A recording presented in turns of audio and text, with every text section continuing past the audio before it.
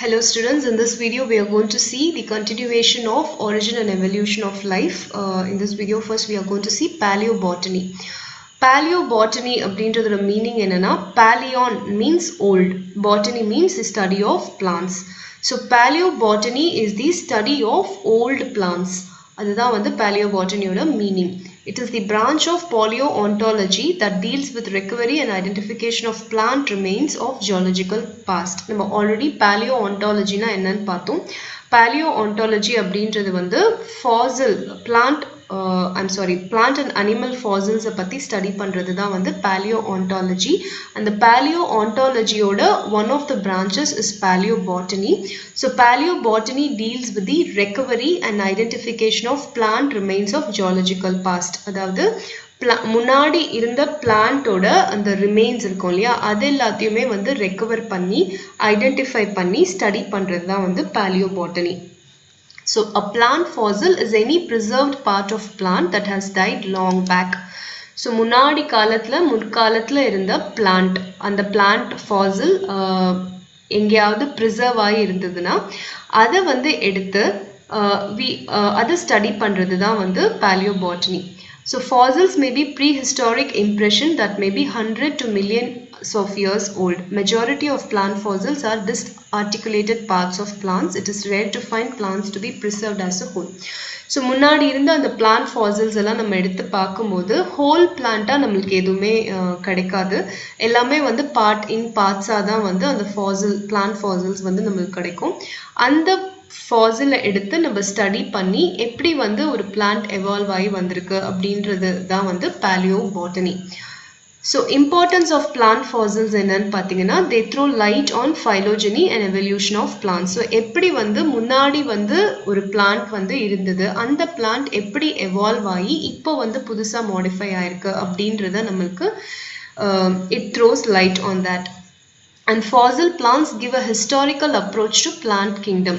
பிளான்ட்லயே வந்து நம்ம கிங்டம் எல்லாம் கிளாசிஃபை பண்றோம் இல்லையா, பிளான்ட் கிங்டம், அதுக்கு வந்து ஒரு ஹிஸ்டாரிக்கல் அப்ரோச் வந்து ஃபாசில் பிளான்ட்ஸ் கொடுக்குறது. முன்னாடி இந்த பிளான்ட்லாம் இருந்தது, so we have to classify the kingdom like this அப்படின்றதுக்கு ஒரு அப்ரோச் கொடுக்கறது இந்த fossil plants. Next, fossils are useful in classification of plants. So எப்படி நீங்கள் பிளான்ட்டை வந்து அதனோட ஜீனஸ் ஸ்பீஷஸ்லாம் கிளாசிஃபை பண்ணுறீங்க, அதுக்கும் வந்து இது யூஸ்ஃபுல்லாக இருக்குது. Fossil plants can be used in the field of descriptive and comparative anatomy. Anatomy compare பண்ணி பார்க்கறதுக்கும் இப்போ இருக்கிற பிளான்ட்டும் முன்னாடி இருந்த பிளான்ட்டோட anatomy-யை compare பண்ணி பார்க்கறதுக்கும் இந்த fossil plants யூஸ்ஃபுல்லாக இருக்கு. Caspar Maria von Sternberg, he is the father of paleobotany. He was born in Europe. He established the Bohemian National Museum in Prague and is deemed to be the founder of modern paleobotany. So paleobotany-யோட father அப்படின்னு சொல்லப்படுறவர் வந்து Kaspar Maria von Sternberg from Europe. அவர் தான் வந்து Bohemian national museum பிரேக்ல வந்து establish பண்ணாரு and he is the founder of modern paleobotany. Birbal Sawhney வந்து நம்ம father of Indian paleobotany. He presented his research on two different areas of paleobotany. One is anatomy and morphology of Paleozoic ferns, the fossil plants of the Indian Gondwana formations. So Paleozoic ferns அப்படிங்கிற அந்த ஒரு type of ferns, அந்த ferns-ஓட anatomy and morphology பத்தின research அவர் எடுத்து பண்ணாரு. And then Indian Gondwana formations, நம்ம முன்னாடி வந்து இந்தியா ஓட கான்வெனா ஃபார்மேஷன்ஸ், அது வந்து எப்படி வந்து எர்த் ஃபார்ம் ஆச்சுங்கிற அந்த தியரி, அப்போ இருந்த ஃபாசில் பிளான்ட்ஸ் எப்படி இருந்தது அப்படின்ற அந்த ரிசர்ச்சையும் வந்து அவர் பண்ணாரு. Next topic is fossilisation. The process of formation of fossil in the rock is called fossilisation. So ராக்ஸில் வந்து ஃபாசில் வந்து எப்படி ஃபார்ம் ஆயிருக்கு அப்படின்றது தான் வந்து fossilisation. Common methods of fossilization includes petrifaction, molds and cast, carbonization, preservation, compression and infiltration.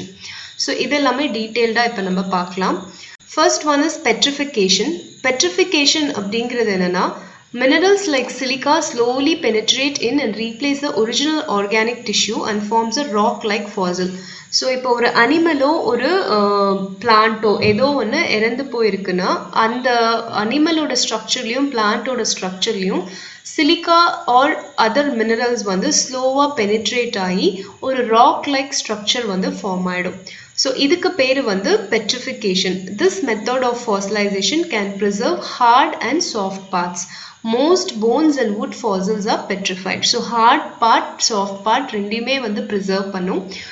Mostly வந்து bones and wood fossils are petrified. So mostly wood, அதுக்கப்புறமா bones இதெல்லாமே வந்து petrifactionல fossil form ஆயிருக்கும். Second one வந்து mold and cast. A replica of a plant or animal is preserved in sedimentary rocks. இப்போ வந்து ஒரு sedimentary rocksல ஏதோ ஒரு அனிமலோ இல்லை பிளான்ட்டோ வந்து இறந்துருச்சுன்னா அதனோட அந்த அச்சு வந்து அப்படியே அந்த ராக்ல வந்து இருக்கும் இல்லையா, அதுதான் வந்து மோல்ட் அண்ட் காஸ்ட். ஸோ அந்த பிளான்ட் ஆர் அனிமலோட ரெப்ளிகா வந்து அப்படியே sedimentary rockல ப்ரிசர்வ் ஆயிருக்கும். When the organism gets buried in sediment, it is dissolved by underground water, leaving a hollow depression called a mold. I'm sorry. So ஒரு organism வந்து மண்ணுக்குள்ள மண்ணால மூடப்பட்ட அந்த ராக் செடிமெண்ட்ரி ராக் அதுக்குள்ள வந்து புதைஞ்சு போச்சுன்னா அப்போ வாட்டர் வந்து அந்த அந்த புதைஞ்ச அந்த அனிமலோ இல்லை பிளான்ட்டோ அதனோட அந்த செடிமெண்ட்ஸ் எல்லாத்தையும் டிசால்வ் பண்ணிட்டு ஒரு மோல்டு மாதிரி ஃபார்ம் ஆகிடும் அந்த செடிமெண்ட்ரி ராக்ஸ்க்கு நடுவில். It shows the original shape but does not revolve the internal structure. So அந்த ஆர்கனிசம் என்ன மாதிரி ஷேப்பில் இருந்தது அப்படிங்கிறத வந்து ரிவீல் பண்ணும். பட் இன்டர்னல் ஸ்ட்ரக்சர்லாம் எப்படி இருந்ததுன்னு நம்மளுக்கு தெரியாது. Minerals or sediment fill the hollow depression and forms a cast. So அந்த hollow depression அந்த ஹாலோவாக ஒரு இது வந்து இப்போ நம்ம மண்ணிலலாம் ஏதாவது ஒன்று புதைச்சி எடுத்தோன்னா எப்படி இருக்கும், ஒரு காஸ்ட் மாதிரி ஃபார்ம் ஆகும். ஸோ அந்த காஸ்ட்டுக்குள்ளே வந்து மினரல்ஸ் அண்ட் செடிமெண்ட்ஸ்லாம் ஃபில் ஆகிருக்கும் and it forms a cast. So இதில் வந்து நம்மளுக்கு ஷேப் மட்டும்தான் தெரியும், இன்டர்னல் ஸ்ட்ரக்சர்லாம் எதுவும் தெரியாது. தேர்ட் ஒன் வந்து preservation. Original remains can be preserved in ice or amber. They protect the organism from decay. The entire plant or animal is preserved. So இறந்து போன பிளான்ட் ஒரு அனிமல் வந்து ஐஸ்னால மூடப்பட்டிருந்தாலோ இல்லைன்னா ஆம்பர்ன்றது வந்து ட்ரீலேருந்து வழிகிற ஒரு பிசினி அதனால வந்து மூடப்பட்டிருந்தாலோ என்டையர் பிளான்ட் அண்ட் அனிமலும் ப்ரிசர்வ் ஆகிடும், டீகே ஆகவே ஆகாது. ஸோ அது வந்து one of the fossils. Next is compression. Compression என்னன்னா when an organism dies, the hard parts of their body settle at the bottom of the sea and are covered by sediment. So ஏதாவது ஒரு organism இறந்து போச்சுன்னா அதோட heart parts இருக்கு இல்லையா, அது எல்லாமே வந்து சீயோட பெட்டில் வந்து செட்டில் ஆகி செடிமெண்டால் மூடப்பட்டிருக்கும். Process of sedimentation goes on continuously and fossils are formed. So அந்த செடிமெண்டேஷன்னால அந்த அனிமல்ஸோட அந்த ஹார்ட் பார்ட்ஸ் எல்லாமே ஃபாசிலாக மாறி இருக்கும். Next infiltration or replacement. Precipitation of minerals takes place which later on infiltrate the cell wall. The process is brought about by several mineral elements such as silica, calcium carbonate and magnesium carbonate. Hard parts are dissolved and replaced by these minerals. So இது வந்து என்னன்னா நம்ம அந்த organisms இருக்கு இல்லையா, அந்த ஆர்கானிசம்ஸோட செல் வாலை வந்து இன்ஃபில்ட்ரேட் பண்ணி ஹார்ட் பார்ட்ஸ் எல்லாம் வந்து silica, calcium carbonate and magnesium carbonate வந்து ரீப்ளேஸ் பண்ணி அந்த அனிமலோட ஃபாசிலாக மாறி இருக்கும். ஸோ இதுதான் வந்து infiltration or replacement. Next, living fossils பாருங்க. These are living organisms that are similar in appearance to their fossilized distant ancestors and usually have no extinct close features. Example, Ginkgo biloba. So இதுக்கு என்ன meaning அப்படின்னு பார்த்தீங்கன்னா, அதாவது வந்து முன்காலத்தில் இருந்த இதே மாதிரி ஸ்பீஷஸ் உள்ள ஆர்கானிசம்ஸ் எல்லாமே வந்து அழிஞ்சு போயிருக்கும். ஒரே ஒரு organism similar to the appearance of their fossilized distant ancestors மட்டும்தான் இப்போ வந்து உயிரோட இருக்கும். அதுதான் வந்து லிவிங் ஃபாசில்ஸ். அதாவது ஒரு பழைய ஃபாசில்ஸ் எல்லாம் எடுத்து பார்த்தா அந்த மாதிரி இருக்க ஆர்கானிசம் எல்லாமே அழிஞ்சு போயிருக்கும், பட் ஒன்று மட்டும் லிவிங்காக இருக்கும். ஸோ அதுதான் வந்து லிவிங் ஃபாசில். ஸோ அதை வச்சு அந்த பழைய ஆர்கானிசம் எப்படியெல்லாம் இருந்தது அப்படின்றத நம்ம கம்பேர் பண்ணி பார்க்கலாம். Next is determination of age of fossils. இப்போ நம்ம இந்த ஃபாசில்ஸ் எல்லாம் கண்டுபிடிச்சிருக்கோம். இந்த ஃபாசில்ஸோட ஏஜ் வந்து எப்படி, இது எவ்வளோ நாள் பழசு அப்படின்றத எப்படி நம்ம டிட்டர்மைன் பண்ணுவோம் அப்படின்னு பார்த்தீங்கன்னா, by radioactive elements present in it. They may be carbon, uranium, lead or potassium. So radio active elements வந்து பார்த்தீங்கன்னா carbon, uranium, let R potassium, இந்த எலிமெண்ட்ஸ் எல்லாம் வந்து அந்த ஃபாசில்ஸில் இருக்கும். அதனோட carbon, uranium, let R potassium இதெல்லாம் என்னென்ன இருக்கு, அதை வச்சு நம்ம அந்த ஃபாசிலோட ஏஜை வந்து டிட்டர்மைன் பண்ணலாம். It is used in paleobotany and anthropology for determining the age of human fossils and manuscripts. So இதில் இருக்கிற radioactive elements வச்சு நம்ம வந்து இந்த fossil வந்து how old it is அப்படின்றத வந்து நம்ம வந்து we can find out. இதில் வந்து radioactive carbon C14 dating method. This method was discovered by W.F. Libby in 1956. Carbon consumption of animals and plants stops after death, and since then only the decaying process of C14 occurs continuously. So human being ஓட பாடியில் வந்து நம்ம carbon வந்து human being மட்டும் இல்லை, எல்லா animals பிளான்ஸ்லையும் carbon வந்து கண்டினியூஸாக வந்து கன்சியூம் பண்ணிக்கிட்டே இருப்போம்.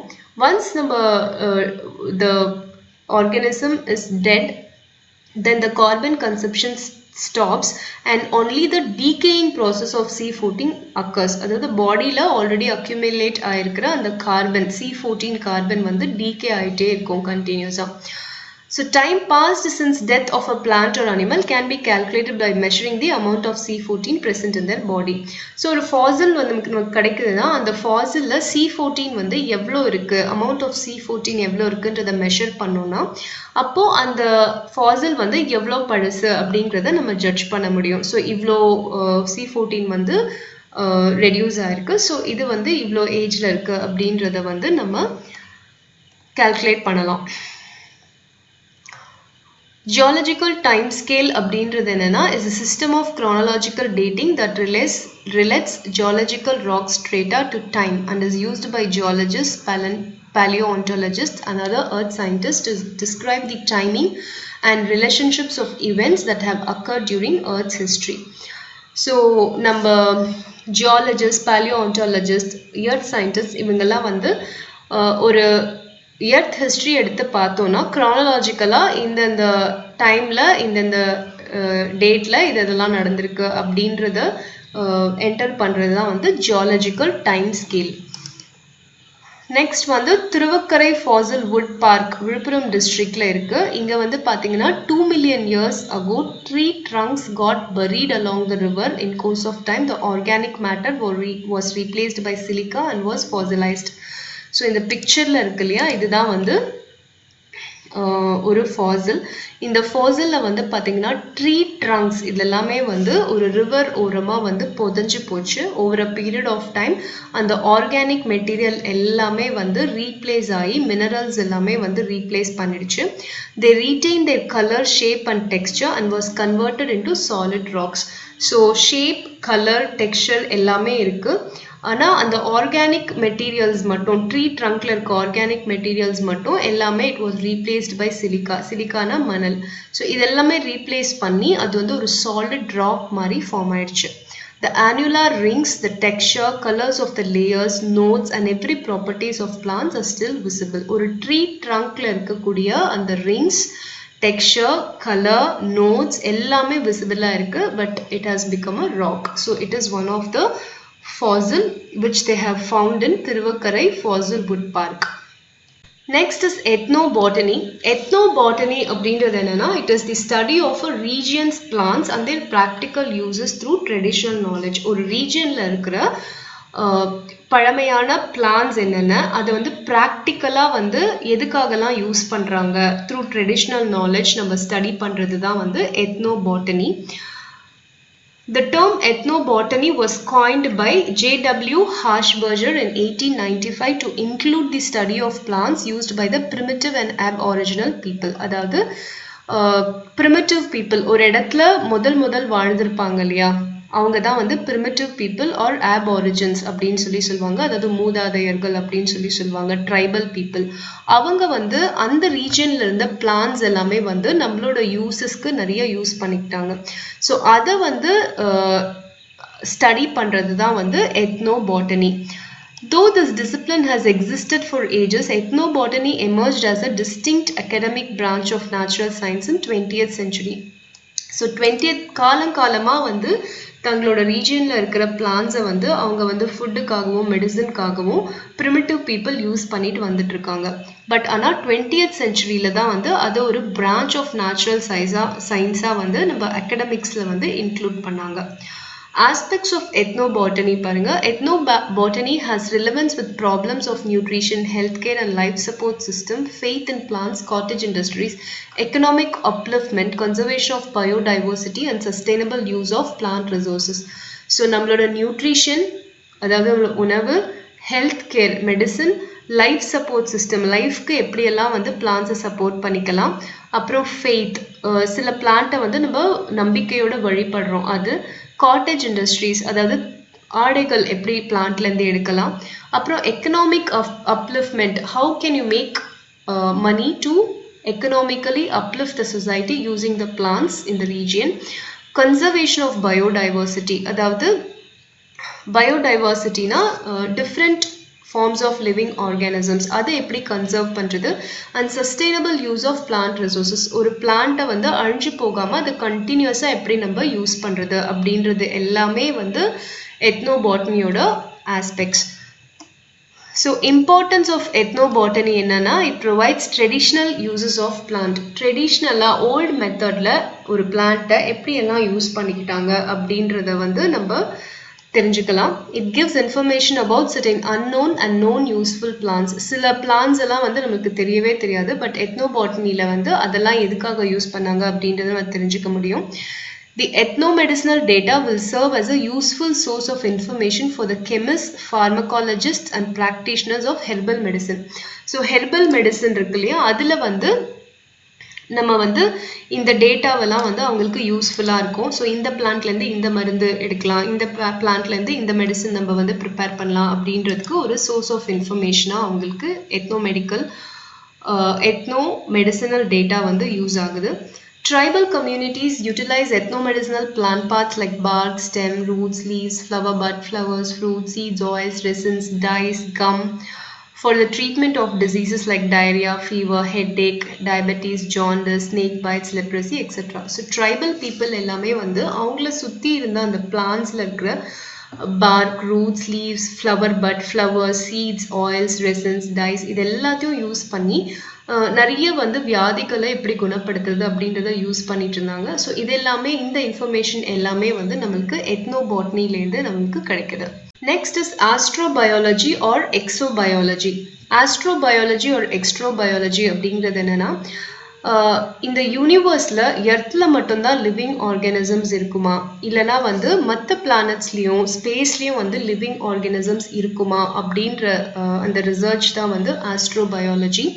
So astrobiology is the science which looks for the presence of extraterrestrial life in the universe. நம்மளோட யூனிவர்ஸில் வேறு எங்கேயாவது லைஃப் இருக்குமா அப்படின்றத ரிசர்ச் பண்ணுறது தான் astrobiology.